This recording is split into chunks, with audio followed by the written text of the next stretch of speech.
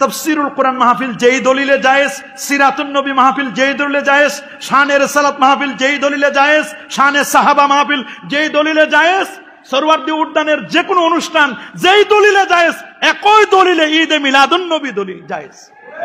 এজন্য নতুন করে দলিল খোঁজার আর কোনো দরকার।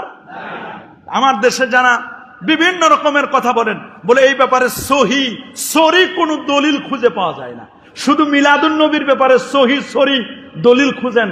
আপনারা যে আরো কত কাজ করেন ওইগুলোর ব্যাপারে সহি সরি দলিল খুঁজতে তারা চায় না। আমরা যদি বলি ঈদে মিলাদুন নবীর আমরা মাহফিল করব মোহাম্মদপুরের কোন একটি মসজিদে, তখন বলে যে না এই ব্যাপারে নবী করেছেন কিনা, সাহাবায়ে কেরাম করেছেন কিনা, তাবিন এজাম করেছেন কিনা, আমরা একটু দেখি। এগুলো তো অনেকে বেদাত বলে করতে চায় না।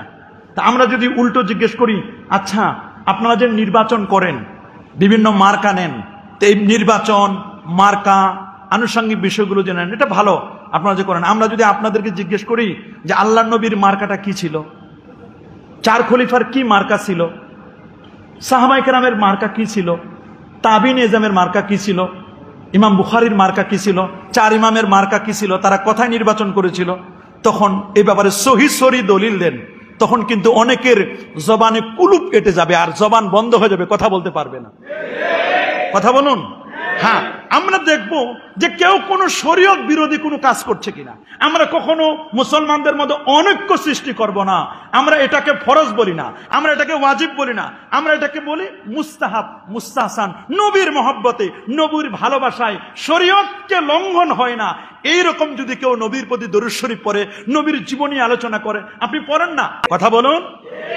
আমরা বিজয় দিবসে র্যালি করি, করি না? বলে আমাদের দেশে করে কিনা? আমাদের ৩৬শে জুলাই বা ৫ই আগস্ট আমাদের দেশে র্যালি হয়েছে না? বিভিন্ন দলেরা তাদের প্রতিষ্ঠা বার্ষিকীতে র্যালি করে না? কথা বলে না নাকি? করে না? স্বাধীনতা দিবসে র্যালি করে না?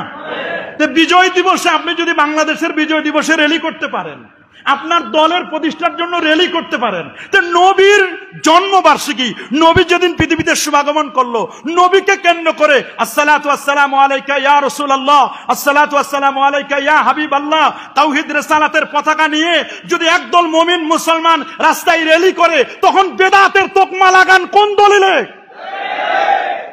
তখন আপনি কেন বেদাতের তকমা লাগান? কেন আপনি এটাকে বলেন এগুলো বেদাতীদের কাজ, এগুলো সুন্নিদের কাজ? তা আপনি কি সুন্নি না?